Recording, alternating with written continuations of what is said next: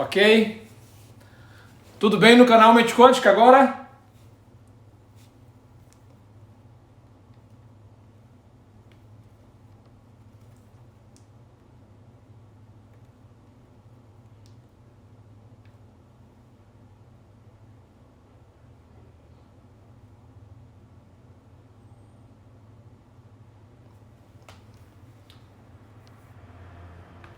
Tudo bem no canal Mente Quântica? Ok! Aqui a gente resolve, faz ao vivo e resolve. Eu estava contando a história de Édipo. Eu estava dizendo que eu vou reiniciar a história. Eu acho que o pessoal aí do canal Mente Quântica estava sofrendo muito só me vendo falar e tentando fazer a leitura labial, né? Eu dizia que em Tebas, o rei Laio e Jocasta tiveram um filho e deram ao filho o nome de Édipo. E Laio foi numa pitonisa e consultou qual seria o futuro do filho. E foi dito a ele: seu filho vai matar o pai e casar com a mãe. E aí Laio se desfez do filho Édipo e mandou um súdito levá-lo e abandoná-lo nas montanhas. Finalmente alguém o encontrou e o levou para Corinto. Na cidade de Corinto, a criança Édipo foi adotada pelo rei de Corinto e tornou-se um príncipe em Corinto. E um dia, esse jovem, Laio, ele decide fazer uma consulta com uma espécie de vidente. Ele vai consultar em Delfos e ele pergunta como seria a sua vida. E é dito para ele que ele mataria o pai e se casaria com a mãe. E aí ele pensa primeiro: mas o meu pai é o rei de Corinto, minha mãe é a rainha, é a princesa de Corinto. E aí ele pensa em abandonar a casa, porque os seus pais, os pais que ele conhece, são os adotivos de Corinto, mas ele não sabia. Ao fugir, ele encontra uma caravana com um ancião e alguns súditos. Eles entram num conflito e ele mata o ancião e os súditos. Apenas um foge. Esse ancião era o rei de Tebas, seu pai. Cumpriu-se a primeira parte da profecia. E ele vai para a cidade de Tebas. Ao entrar em Tebas, ele se depara com um monstro, a Esfinge. Um monstro que propunha enigmas para os habitantes de Tebas e quem não respondia, o monstro devorava. E Tebas estava em sofrimento por isso. E Laio se propõe a responder o enigma. E o enigma proposto pela Esfinge, pelo monstro, na entrada de Tebas era: o que é que anda com 4 patas de manhã, 2 patas à tarde e 3 patas à noite? E Laio responde. Ele diz: é o ser humano. 4 patas de manhã, engatinhando, 2 patas à tarde, andando, e 3 patas à noite, andando com uma bengala, quando já está velhinho. Então o monstro se mata, se suicida, se dissolve. E, nesse momento, Édipo, ele se torna uma figura muito importante em Tebas. E o rei de Tebas decide dar a sua irmã, viúva de Laio, em casamento para Édipo. E assim Édipo se casa com a sua mãe, em Tebas. E assim cumpriu o que a pitonisa tinha dito. Ele matou seu pai na carruagem, sem saber que era seu pai, e agora se casa com a mãe, sem saber que é a sua mãe. O tempo passa, e ele se torna rei de Tebas, casado com Jocasta, sua mãe. O tempo passa, e 15 anos depois, Tebas é assolada por uma praga. uma praga que trouxe muito sofrimento para os habitantes de Tebas. E o rei Édipo, ele vai consultar a pitonisa. E a pitonisa diz que, na verdade, o assassino de Laio, o rei que morrera, deveria ser punido para cessar a praga. E ele volta sem saber o que fazer. Acontece que, nesse momento, chega alguém de Corinto e diz para o rei de Tebas, Laio, que ele era de Tebas e que a sua esposa é, na verdade, a sua mãe. E Édipo não quer acreditar nisso, Jocasta também não. E nesse momento, algo interessante acontece. Um cidadão de Tebas aparece e diz para o rei, Laio, é verdade. É verdade porque quando Laio foi assassinado, há muitos anos atrás, eu fui o único que escapou da carruagem. E eu me lembro que foi você que assassinou Laio, o rei. E eu fui o único que sobrevivi. Então, essa pessoa de Corinto tem razão. Realmente você matou seu pai e agora se casou com a mãe, com a sua mãe. Ao ouvir essa história, Jocasta, sua esposa e mãe, comete suicídio. E ao ver a desgraça que tornara a sua vida, Édipo fura os seus 2 olhos e ele sai para perambular pelo mundo afora, sem destino. Dessa história,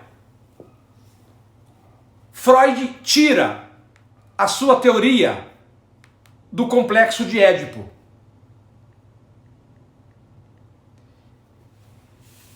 E que complexo é esse? É o complexo que fala do apego do filho, menino, pela mãe e do apego da filha, da menina, pelo pai. Porém, isso surge na vida do ser humano não como uma patologia, não como uma doença, mas como algo normal na vida de todo ser humano.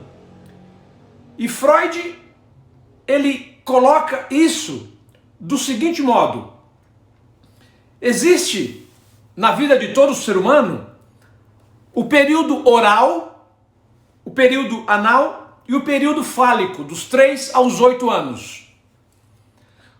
Quando a criança tem de 3 a 8 anos, se ele é um menino, ele vai olhar para a sua mãe,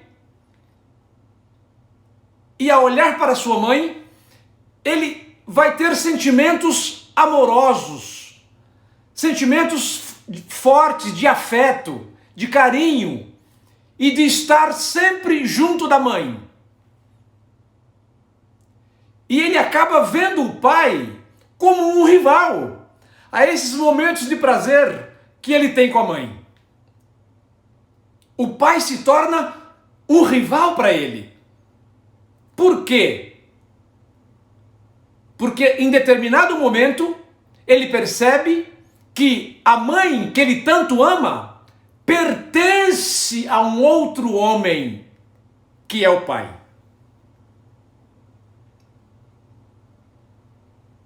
E é interessante que, se nós olharmos para o senso comum, nós vamos perceber a intimidade, a amorosidade, o afeto que existe entre a mãe e seu filho homem. E por volta dos 6, 7, 8 anos, o garoto entende que a mãe pertence ao pai. Então, o que ele faz? Ele se identifica com o pai, passa a amar o pai, e ele passa a desejar ser igual ao pai. E ao crescer, assim como seu pai, ele vai encontrar uma companheira que normalmente é muito parecida com a sua mãe, que ele amava desde pequeno. Esse é o complexo de Édipo. Como se dá o complexo de Édipo para a menina, ou o Édipo invertido?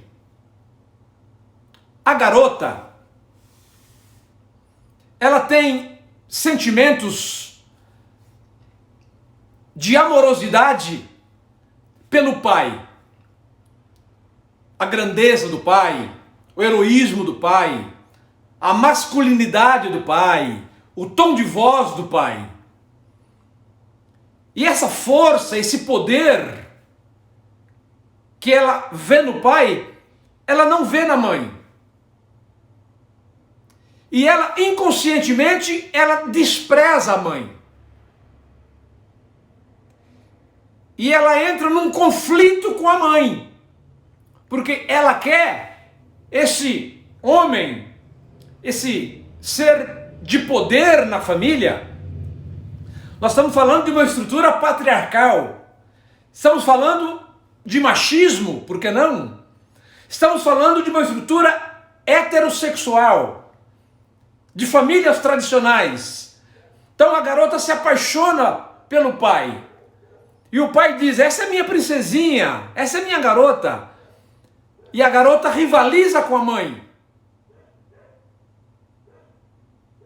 E quando nós olhamos para o senso comum, a gente consegue ver essa afinidade do pai com a filha. E parte significativa dos meus pacientes são de mulheres em conflito ininterrupto com a mãe. Conflito que começou lá na infância, com 4, 5, 6 anos de idade. Mas a menina entende que ela precisa renunciar a esse homem que já pertence à sua mãe. E ela renuncia a esse homem e ela passa a se identificar com a mãe. Ela passa a ter o comportamento feminino, porque ela quer crescer e arranjar um homem igual o papai.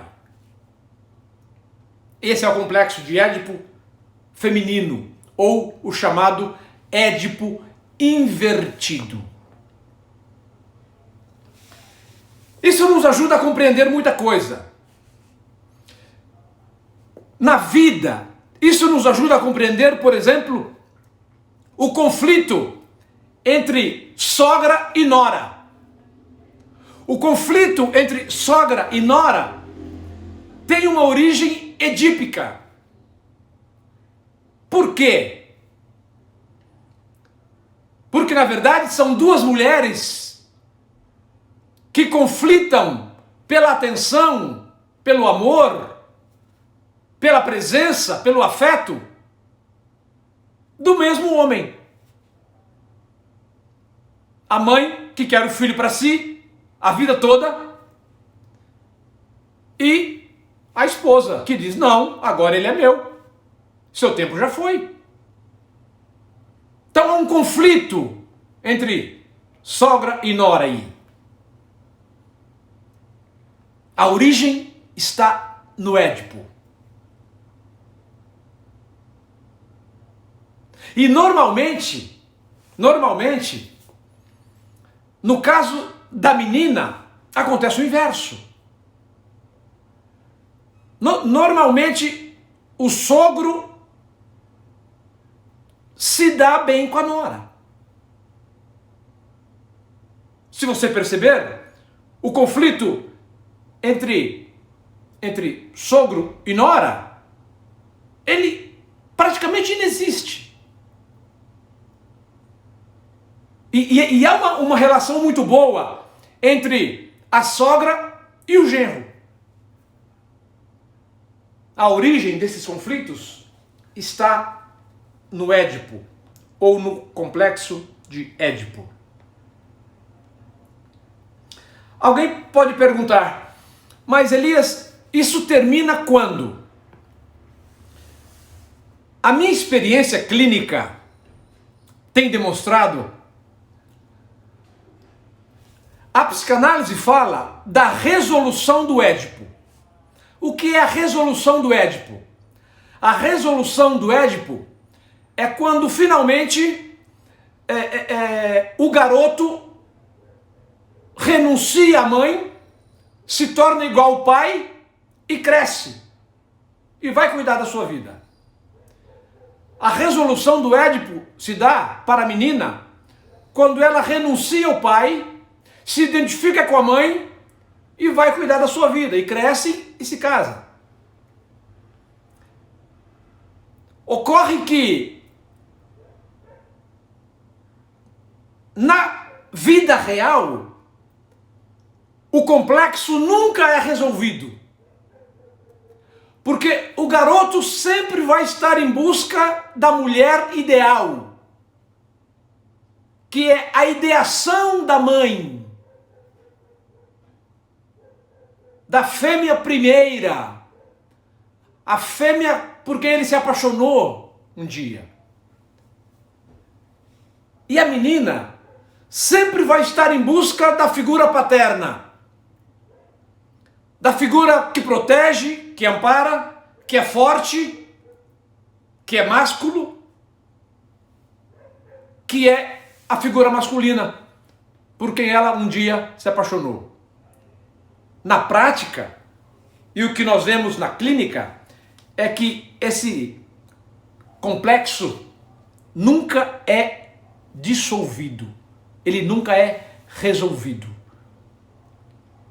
É por isso que parte da nossa atividade terapêutica é tentar ajustar o conflito das mães com as filhas. E não raramente do filho, homem, com o pai. Sempre haverá uma relação de amor, de afeto, de desejo em relação ao genitor oposto, e ao mesmo tempo haverá um sentimento de hostilidade àquele que é do mesmo sexo. Quando a gente diz isso, não é fácil para as pessoas entenderem isso. Essa é uma das ideias da psicanálise de mais difícil compreensão e de um número maior de rejeição. Possivelmente porque se trata de uma verdade muito clara e muito nítida. Porque todos nós passamos por um período edípico muito intenso dos 3 aos 7, 8 anos de idade. E depois, nós demos o caso por resolvido.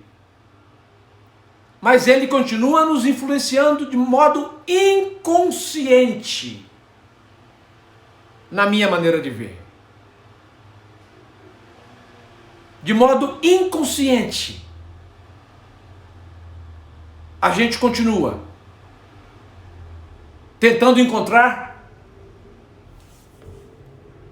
o pai ideal, no caso da mulher, ou a mãe ideal, no caso do homem.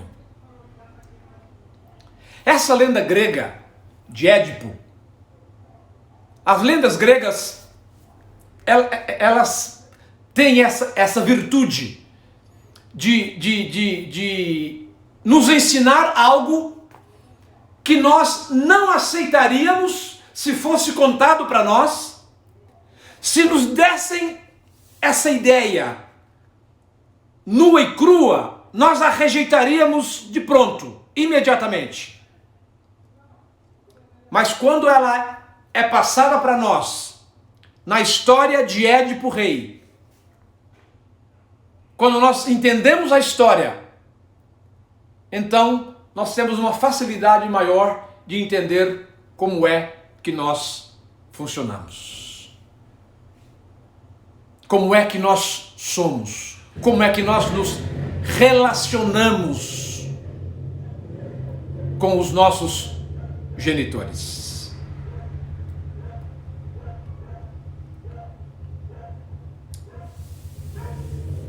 É interessante que quando a gente fala em psicoterapia e em psicanálise, as mulheres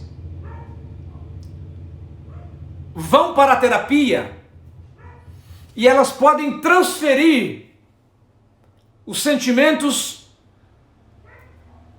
de confiança, de amorosidade, de respeito e desejo para o terapeuta. Transfere do pai para o terapeuta.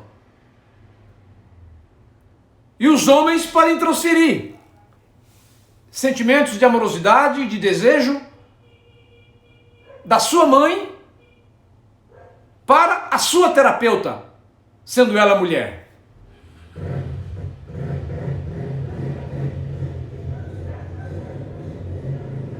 E é interessante que, mesmo quando um homem procura uma psicoterapia com um homem e uma mulher com uma mulher, existe o que nós chamamos de transferência. Sentimentos de amorosidade e de hostilidade são transferidos para o terapeuta ou para a terapeuta. Nós, terapeutas, sabemos disso. Sabemos que os pacientes nos amam, nos querem, nos desejam, mas nos detestam, nos odeiam e querem nos renunciar, porque nós nos frustramos muitas vezes. E muitas vezes somos a salvação para a sua vida.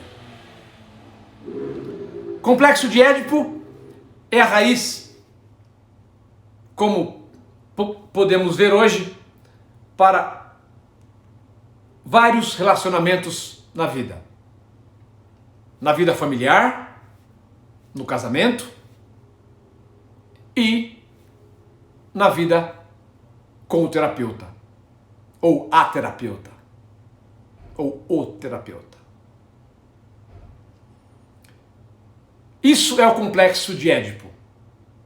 Espero que você tenha compreendido, espero que tenha ouvido a história, né? Nós tivemos um problema aqui com o áudio no canal Mente Quântica, mas eu consegui resolver aqui rápido, botei outro aparelho e recontei a história para que o pessoal do canal Mente Quântica não perdesse nada, e não perderam nada. Que bom! E eu quero concluir deixando aqui o meu forte abraço. É claro que eu tive que dar uma resumida, porque tinha mais coisa para dizer. A primeira meia hora acabou ficando perdida, porque eu precisei recontar a história, né? Mas eu penso que despertou o seu interesse, pelo menos. Eu sugiro a você que, depois que encerrarmos aqui, vá no Google e procure Complexo de Édipo ou Complexo de Electra e leia umas 2 ou 3 versões para que você entenda melhor o Complexo de Édipo, que todos nós, uma fase que todos nós temos que lidar dos 3 aos 8 anos, e como isso pode influenciar o restante da nossa vida futura. Quero deixar um forte abraço para você, você que é aqui do canal Mente Quântica, um beijo no seu coração e também um forte abraço para você aqui do Psi Elias Pereira. Estaremos de volta na quinta-feira, à 1h da tarde. Beijo no seu coração também. Como sempre fazemos, vamos encerrar aqui do canal Mente Quântica primeiro, porque pode vir uma live depois. Tá bom? Terminamos aqui.